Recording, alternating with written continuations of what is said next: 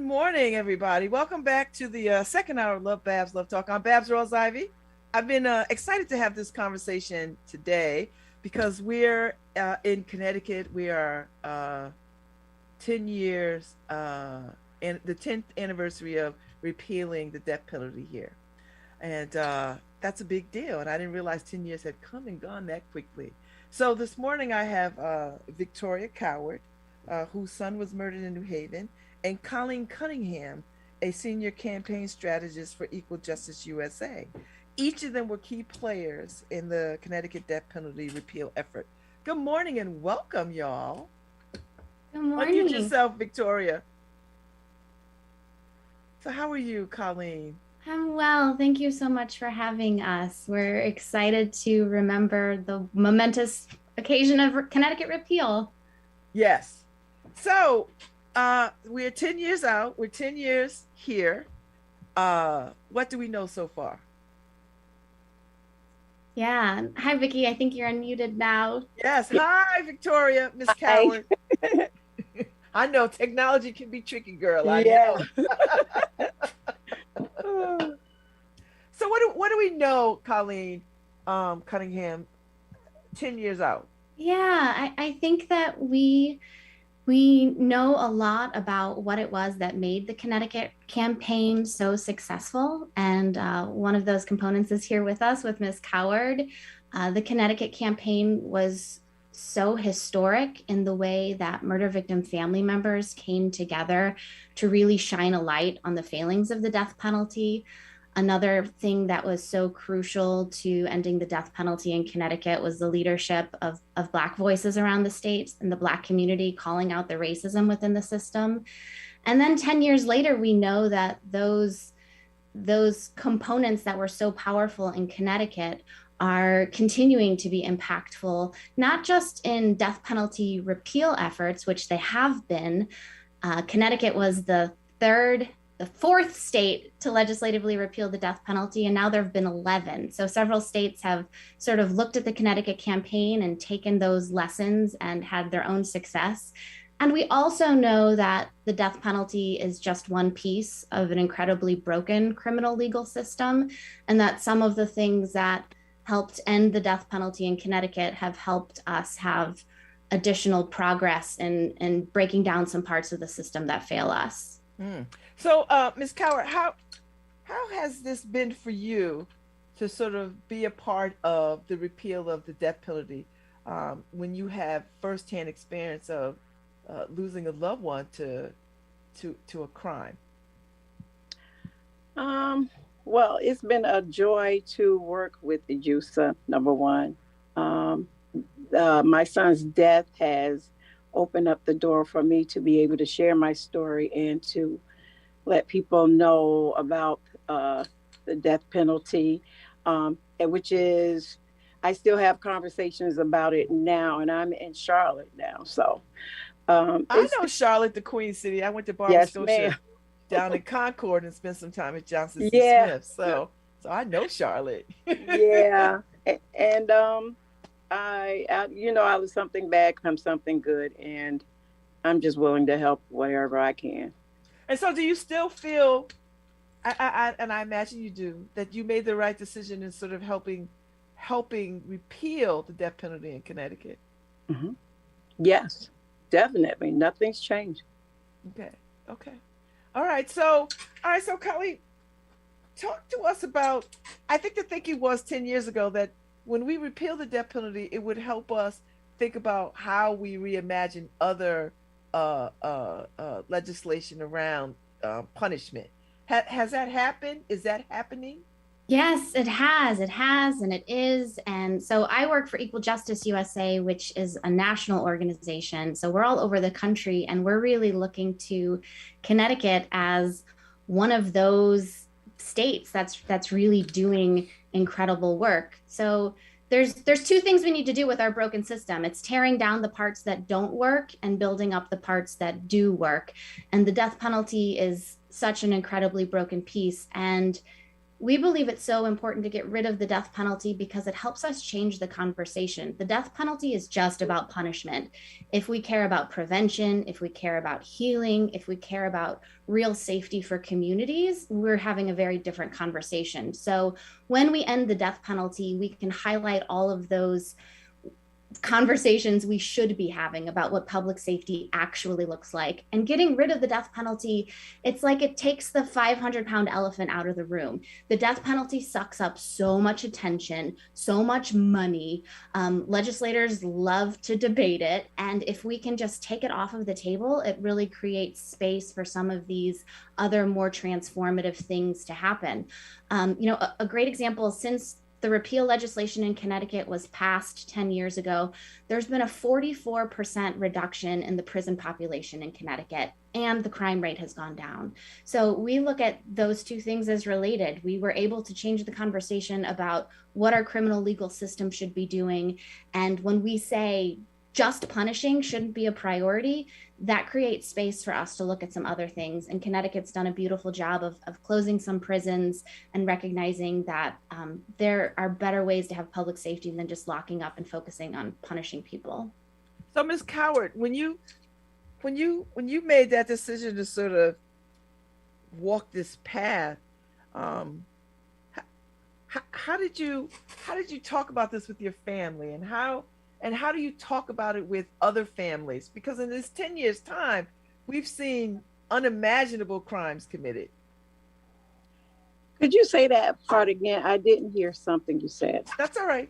I think, in the 10 years since you've been a part of this, how do you talk about this moving forward in the present?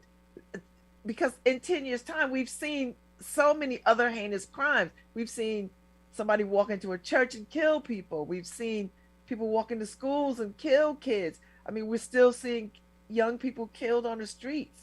How do you talk about ending, not seeking revenge, or not, I don't even know if it's revenge, but not wanting to sort of add to more death? Like, I would imagine that's how you think about that. Yeah, I mean, I put myself out there. Like, I remember when they told me that my son was murdered. The first thing, to be honest, was that I wanted to find the guy that killed my son and then have him killed. Death penalty was going on then. I was like, oh, heck yeah, let's get him. I work with the police, the detectives. Let's get him and let's put him in so he can get murdered too. But then I had to rethink everything, because I know what it feels like to lose somebody that you love. So why would I want to put that on somebody else? That's somebody else's child. Another mother's going to feel what I feel. Another mother's going to go through what I go through. So I'm like, I couldn't do that. I couldn't live with myself like that. I mean, Tyler's gone. I can't get him back. But what I can do is share my experience, what I've been through, and then try to stop this death going on, this tit for tat.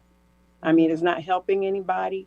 And then after I found out all the money that it takes to murder someone in jail, that could be used for reform of the victims of the homicide. Because once you lose somebody to homicide, you're never the same. My daughters now are 31 and one will be 32, and they're still not right. They're still going through. Mm-hmm. So that money right there for these families going through right now, it would be so good if that could be used to help these families. Mm-hmm. And so in these 10 years, have you found any peace with the passing of your son? Have you made some peace with this turn of events? I don't know if you call it peace. It's like I'm still trying to accept his death. I still catch myself talking about him like he's still here. Like, Tyler did this, and I'm like, wait a minute, Tyler is going big. You got to get it together here. But you just learn to deal with it. Yeah, like the best way I can describe it is like you, from that point on, when they told me that night he was dead, I've been in a fog, and that's what I feel like. I'm walking through a fog that I will never come out of. Mm. So Colleen, how do you talk about ending the death penalty in states that can't hear ending the death penalty? Like, I mean, I think in South Carolina they just reinstated firing squad kind of stuff, and that's backwards, isn't it? Yeah, yeah.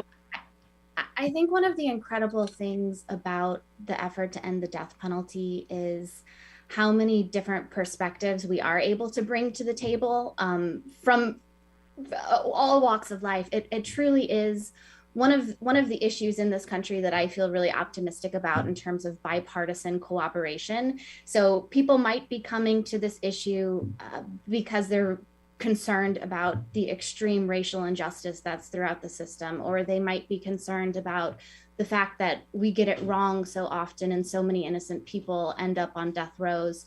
But there are other people who are at the table to work to end the death penalty because they just recognize it doesn't work. They see it as just purely a failed policy, and a really expensive one at that. So the way I always like to start having the conversations with people is to find out where they are, find out what they know and what drives them. And if they're concerned about justice, the death penalty doesn't make sense for them. If they're concerned about their bottom line, the death penalty doesn't make sense because it's far more expensive than imprisoning someone for life once you factor in all of the appeals. So we've had some success. You know, we've seen legislation pass in red states, and you know, the Connecticut bill had 8 Republicans as voting for it. So there's a lot that can bring us together about recognizing how this punishment is failing.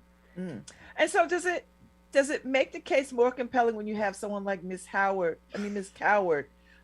talking about how she came to be about repealing the death penalty in Connecticut? Like, is that a convincing case to make? I think that the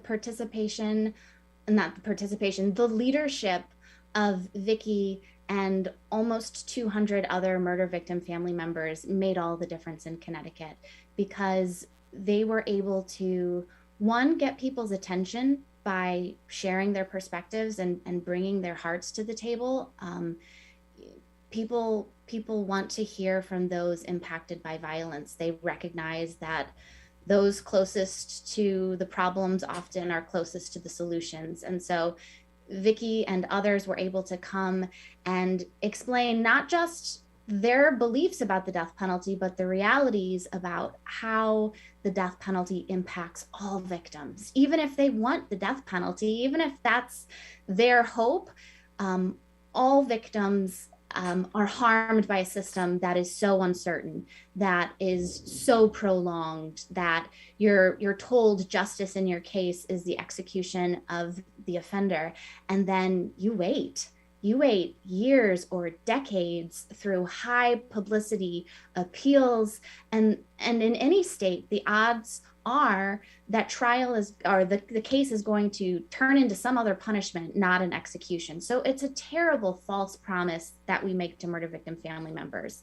And when Connecticut repealed the death penalty, multiple legislators stood on the floor and said, I didn't understand this. And then Vicky Coward came and sat down with me and helped me understand. And that's why I'm changing my vote. And that's why I'm supporting repeal.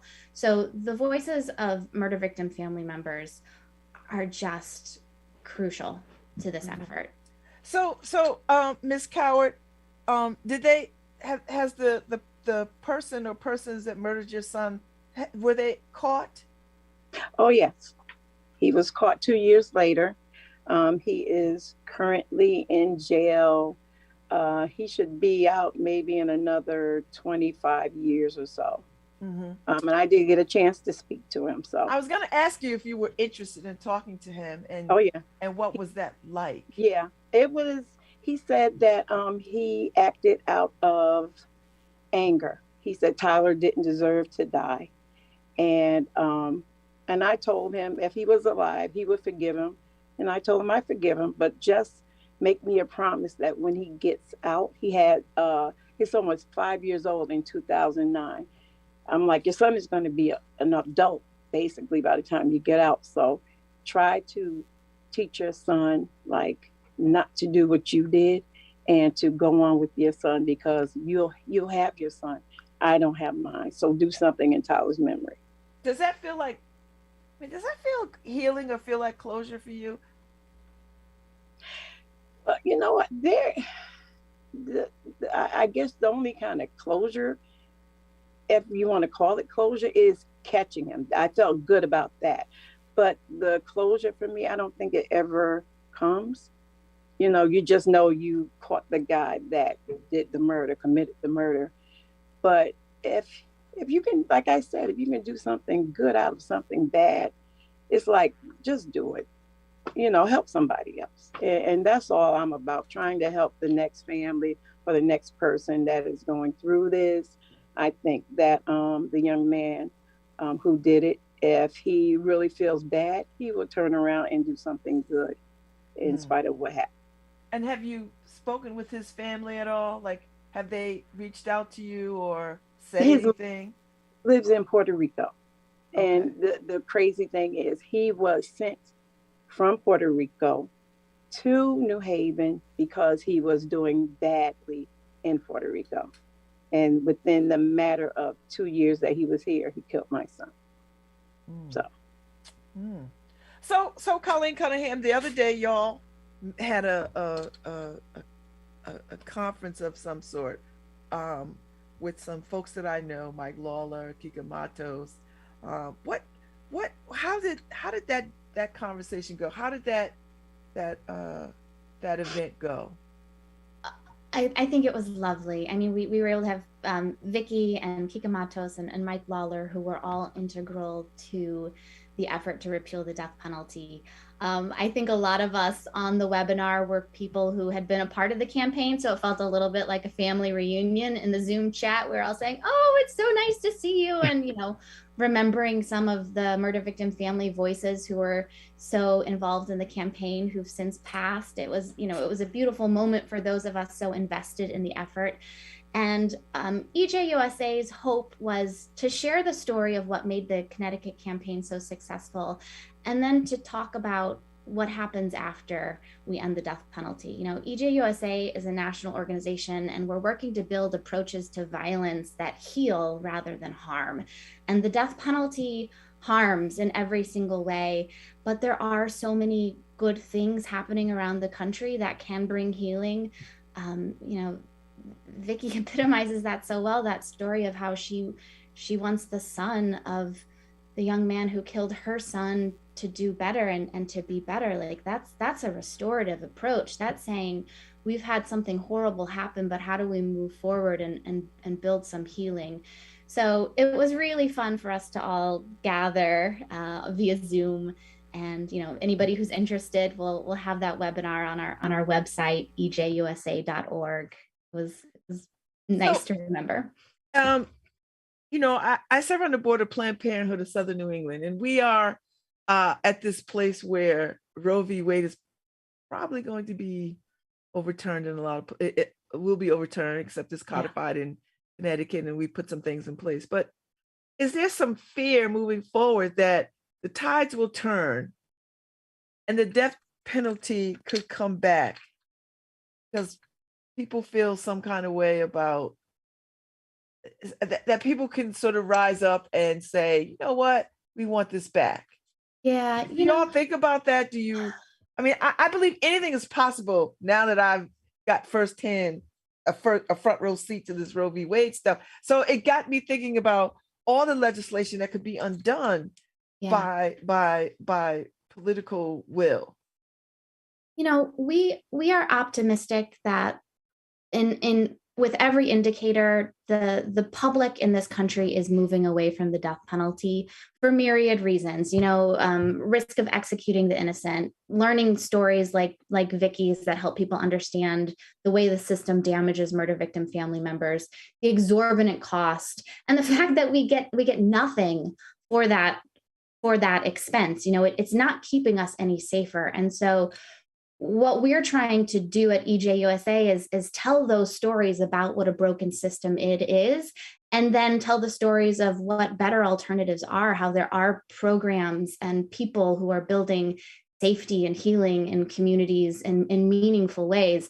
And so we're going to keep at it to keep telling those stories and raise up all the organizations that are doing the good work. And in terms of the death penalty, I feel really optimistic. Death sentences are at an all-time low because juries are far more likely to hand it out. Executions are, states are recognizing that it's just not something they can afford. So I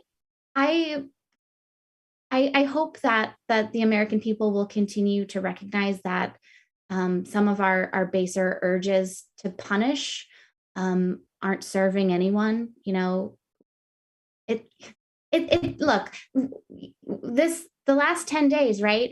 We just had a mass shooting in Buffalo where a white supremacist teenager murdered 10 people shopping for groceries, and less than 24 hours ago, 21 people were gunned down by another teenager in an elementary school. I mean, we are hurting as a nation, and I think that we have opportunities to think about punishment and say, what can we do to these people who did something wrong? And if we do that, we're going to continue to see the problems that we have, or we can recognize that we have problems with trauma in this country. We have problems with white supremacy in this country, that there are real fundamental changes that need to be made in order for us to grow and move forward. And I think that talking about the death penalty is one way we can begin to have some of those conversations. So, Ms. Coward, how do you honor your son's life? How do you do that now? And I mean, I know you live in Charlotte now, so you don't live in Connecticut anymore. How do you honor him and think about him moving forward?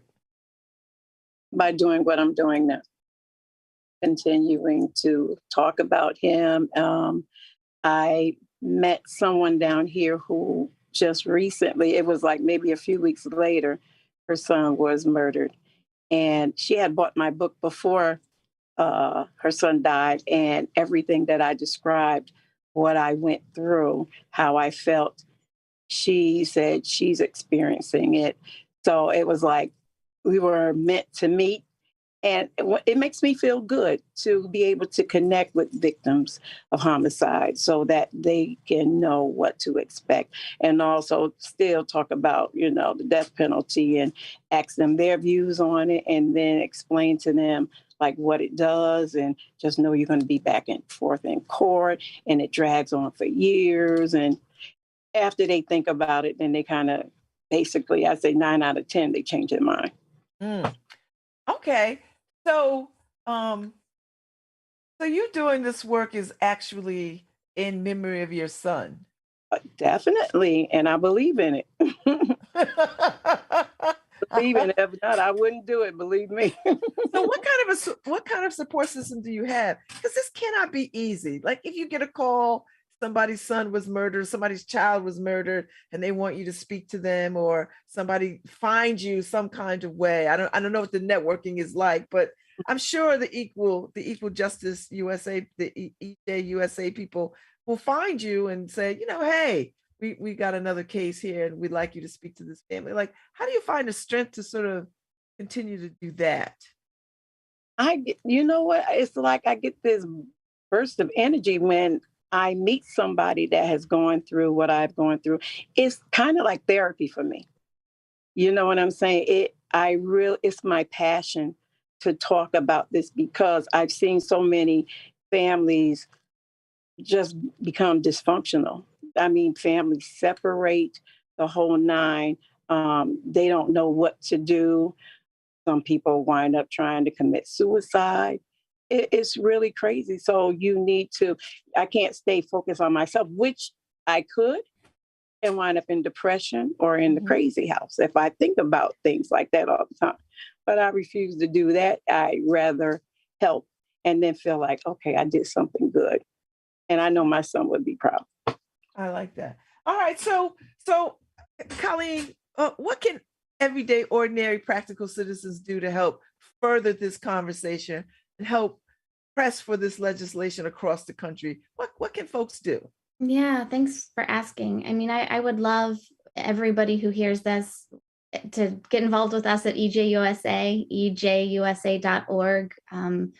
That's one way. Folks outside of Connecticut who maybe there is an active effort to undo the death penalty in their state. There are local coalitions working in almost every state.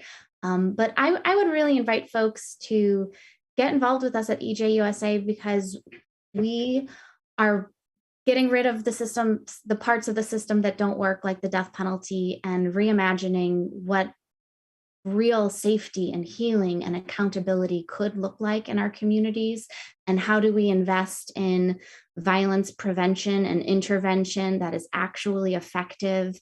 And how do we raise up the voices of those directly impacted, but like Miss Vicky and so many others around the country who have been doing the work? We do know what prevents violence in this country. We just need to build a movement of people who are willing to call that we invest in the people doing the work, the local leaders in Black and Brown communities who have been pounding the pavement for decades, organizing in their churches, creating accountability within their community. We need to get those groups the resources they need, because we're seeing now, we're finally starting to get a little bit of data that shows that these programs in Black and Brown communities that have existed for decades or centuries, they go back to indigenous practices, they work. We just need to start investing in them. So, we invite you to become a part of our movement at EJUSA to help us reimagine a better criminal legal system. Ms. Coward, before you go, have you had opportunity to talk to legislators, people who make the laws around punishment and incarceration matters? Have you had any opportunity to talk to those kinds of folks? Not down here, but I look forward to it. If the door opens, believe me, I'll walk in. We'll hold you to that, Vicky. Well, I'm not trying to make more work for you, Ms. Coward. No. I'm not trying to make more work for you. All right, so Connecticut is I don't know if it's celebrating the right word, acknowledging, remembering its 10-year anniversary of repealing the death penalty. So how do we mark this? How should we be looking at this moment? What a beautiful question. What we wanted to commemorate at EJUSA was to reflect on what made the campaign successful and the progress that we've made. And I think that it's a good opportunity to look to the future. There is still so much broken about our justice system or our injustice system. We still have too many people in prison. We still have too much violence in our communities. We still are not getting the resources to those best able to address that violence. And so I think we can in some ways celebrate how far we've come, and hopefully that can give us energy to keep working and fighting to build a better future for all of us. Ms. Coward, is there any last remarks you want to make before I let you go back to work? Because I'm assuming you're at work. Yes, ma'am. Well, just keep the fight going. I mean, wherever it's needed, we need to keep the fight going and really look out for these families of homicide and try to help them find ways to heal themselves and to share our stories. I think that is one of the key things that we need to do instead of keeping quiet. And Colleen Cunningham, any last remarks? I would just like to thank you so much, Miss Rawls-Ivy, for having this conversation, and to, as always, thank my dear friend, Vicky Coward, who has given so much of herself to this effort. It has been such an honor for me to get to organize alongside murder victim family members who have decided that they want to develop some purpose out of their pain and have been able to do that so powerfully and compassionately. And so thank you, ladies, so much. It's an honor to be in the struggle with you. Well, I so appreciate y'all coming on, because I think I don't know how we could mark this this anniversary except look back and see how far we come. So I appreciate it. So I just want people to know this is Victoria Coward, whose son was murdered in New Haven, and Colleen Cunningham, a senior campaign strategist for Equal Justice USA.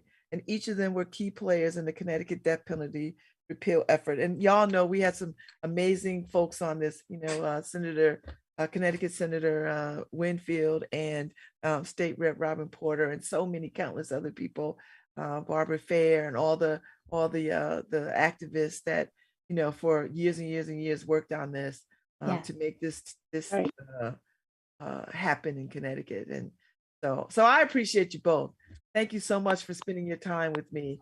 And I will hold you in my prayers, Ms. Coward. And Colleen, I look forward to the work that Equal Justice USA is doing. Thank you so much. And say hi to John Crane for me too. Oh, I will. So you all go in peace. And thank you for this wonderful conversation today. Thank you so much. Thank you. All right, Harry. It's been a day, and where we are. So it's not lost on me that we are having a conversation about the death penalty on the heels of so much violence in the last couple of weeks in the country. So listen, hug your loved ones close, be kind where you can, and I'll see you all tomorrow. I think I have guests tomorrow. I think I have guests. Oh yes. Oh, perfect. Anru is back tomorrow. So you know, Harry, we need some of that. We need some of the woosah. So he'll be here tomorrow. Yeah, I was waiting for Nora to kick in with the music, but I'll do it, Nora. So don't play.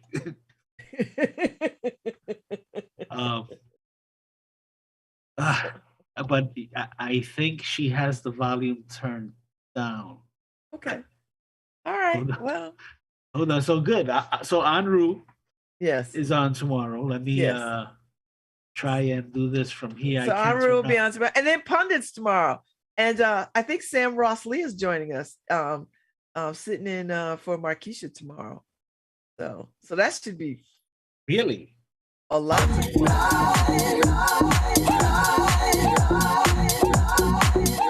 Maybe I shouldn't show up. I don't think he likes me. Well, I don't think he likes me either, but I'm coming to get my swag. But it will be interesting. All right, so we'll see you tomorrow. Yes, thank you, Harry. Thank you, Nora. LoveBabz, LoveTalk on WNHH LP 103.5 FM. Your home for community radio.